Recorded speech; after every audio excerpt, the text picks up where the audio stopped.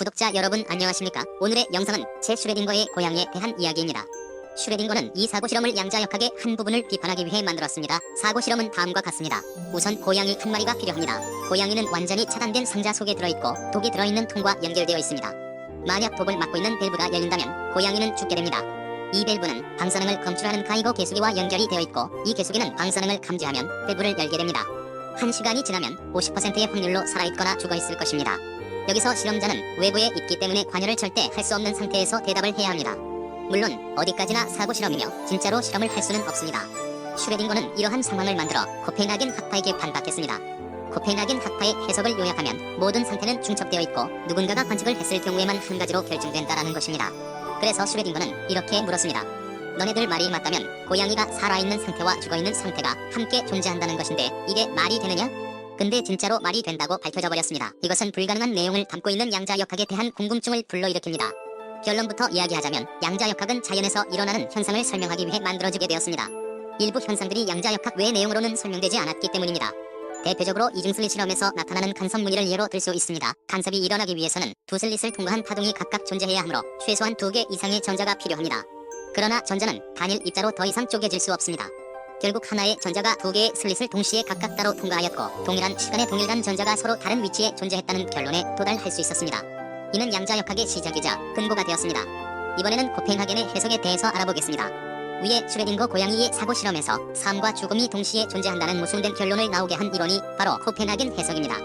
코펜하겐 해석에서는 모든 개에 대한 정보를 실험에 통해 측정할 수 있는 값들을 이용하여 파동 함수로 변환해 생각합니다. 코펜하겐 해석을 슈레딩거의 사고 실험에 적용시켜보면 1시간이 지난 후 원소가 붕괴될 확률이 50%이므로 고양이가 죽을 확률과 살아있을 확률 모두 50%가 되고 결국 고양이는 상자의 뚜껑을 열기 전까지 삶과 죽음이 중첩된 상태라고 볼 수 있습니다. 상자를 여는 순간 파동 함수가 붕괴되며 고양이의 상태가 죽음 또는 삶의 한 가지 상태로 결정됩니다. 이에 대한 또 다른 해석은 타세계 해석입니다.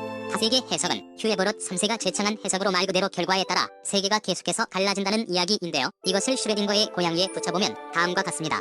1시간이 지난 뒤에는 고양이가 살아있는 세계와 고양이가 죽은 세계표로 갈라져 계속해서 나아간다는 것입니다. 슈레딩거의 방정식은 전자의 상태를 나타내는 것으로 어려운 말로 전자의 파동 함수를 구하는 목적으로 만들어졌습니다.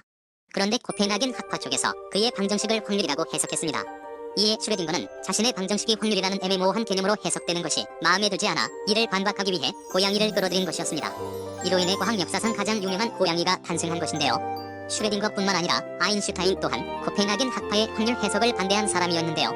아인슈타인이 이 확률론에 반대하며 한 유명한 말로는 신은 주사위 놀이를 하지 않는다가 있습니다. 이처럼 아인슈타인이 확률 해석에 대해 반박하였는데 다시 정리하여보면 슈레딩거가 양자역학을 비판하기 위해 실험을 하게 되었고 아인슈타인과 보어는 양자역학에 대한 주요 해석인 코펜하겐 해석에 대해 반박하기 위해 노력하였고 그로 인해 양자역학에서는 어떤 물리량을 특정할 때 해당 물리량이 가질 수 있는 값의 가능성을 확률로 나타낼 수 있으며 파동함수의 특성상 이 확률들은 중첩이 가능하여 파동함수의 붕괴가 일어나기 전 해당 물리량은 발생 가능한 모든 결과값들이 특정 확률만큼 중첩되어 있는 상태로 존재한다고 가정할 수 있다는 결론이 도출되었습니다.